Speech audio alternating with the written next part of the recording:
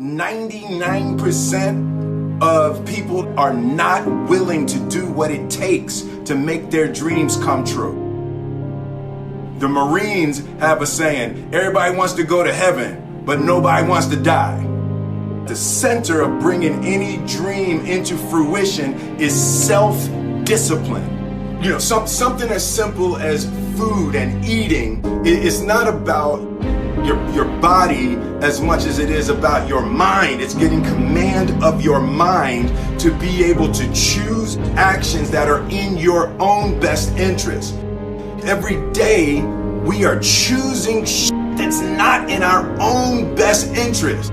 So if the world is attacking you and the world wants to fight you and the world's trying to hold you down, so you're gonna kick yourself in the balls? So you're gonna stop yourself from getting what you dream.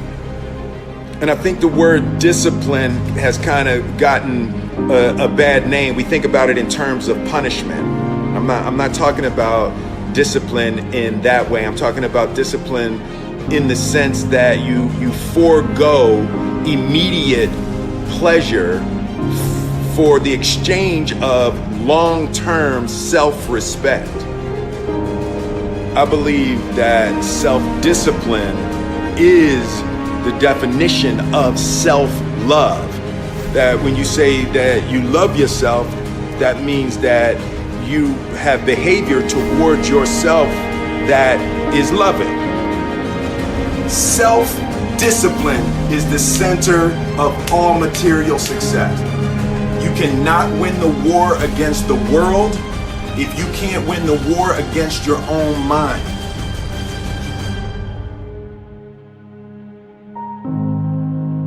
Self-love is when you say to yourself, man, look, I know you and that girl got a real connection.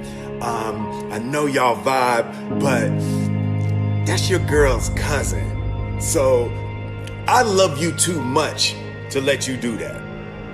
It's like you say to yourself, hey man, look, I know you want to eat that pizza and it'll be really good, but I can't let you eat that, man, because if you eat that pizza, you're going to feel like shit, and I love you too much to let you eat that. Self-love is, hey, look, I know you got a test on Monday, and I know you really want to go out with your friends and Saturday night you want to go out, but if you fail that test, you're not going to feel good about yourself. I love you too much to let you go out tonight. Self-discipline is self-love. If you want to be happy, you have to love yourself, which means you have to discipline your behavior. The road to sustained happiness is through disciplining your behavior. We tend to base our self-esteem on what other people think. And that's not really self-esteem. Self-esteem is supposed to be how we feel about ourselves. And I was just saying how dangerous it is to allow other people to determine how you're going to feel about you. And it's kind of like looking into a broken mirror.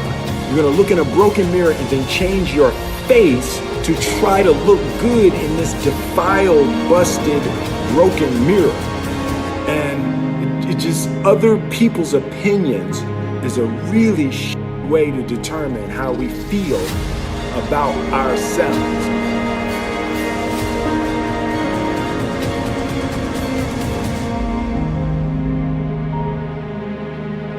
It don't matter whose fault it is that something is broken if it's your responsibility to fix it. For example, it's not somebody's fault if their father was an abusive alcoholic, but it's for damn sure their responsibility to figure out how they're going to deal with those traumas and try to make a life out of it.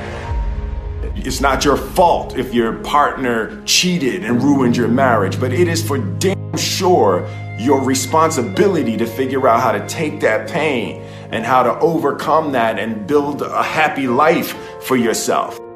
Fault and responsibility do not go together. It sucks, but they don't. When something is somebody's fault, we want them to suffer. We want them punished. We want them to pay. We want it to be their responsibility to fix it, but that's not how it works, especially when it's your heart. Your heart, your life, your happiness is your responsibility and your responsibility alone.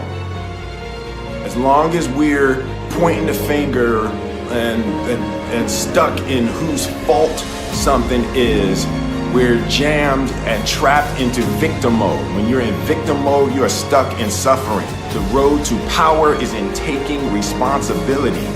Your heart, your life, your happiness is your responsibility and your responsibility alone.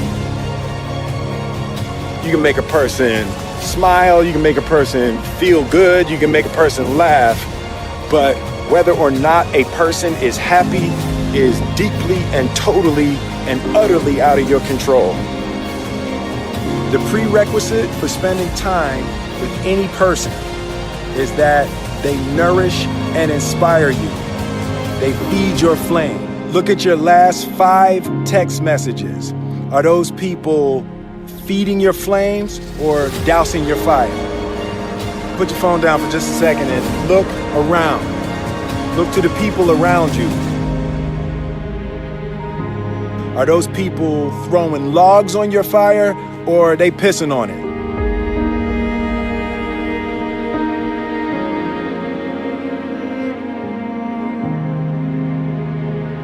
I want my life, I want my work, my family, I want it to mean something. And it's like, if you are not making someone else's life better, then you're wasting your time. The separation of talent and skill is one of the greatest misunderstood concepts for people who are trying to excel, who have dreams, that want to do things. Talent you have naturally. Skill is only developed by hours and hours and hours of beating on your craft. You don't try to build a wall. You don't set out to build a wall. You don't say, I'm going to build the biggest, baddest, greatest wall that's ever been built. You don't start there.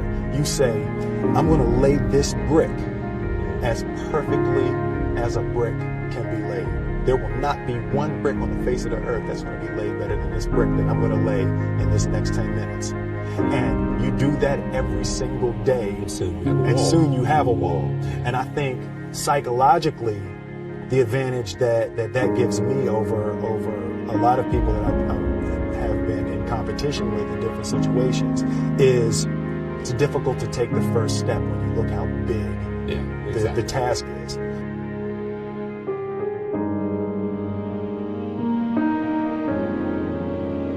The definition of who I am is very clear to me, and it also redefines who I want to be, in that I know for a fact that I'm stronger than I thought I was. You know, you can't help but ask yourself the question, what would I do if I was in Muhammad Ali's shoes? I'm motivated by fear. I hate being scared to do something. And I think what developed in my early days was the attitude that I started attacking things that I was scared of. Why were you scared in your bed the night before? What do you need that fear for? Just don't go. Why are you scared in your bed 16 hours before you jump? Why are you scared in the car? Why could you not enjoy breakfast? Fear of what? You're nowhere even near the airplane. Everything up to the stepping out, there's actually no reason to be scared. It only just ruins your day. You don't have to jump. And then in that moment, all of a sudden, where you should be terrified is the most blissful experience of your life. And God placed the best things in life on the other side of terror.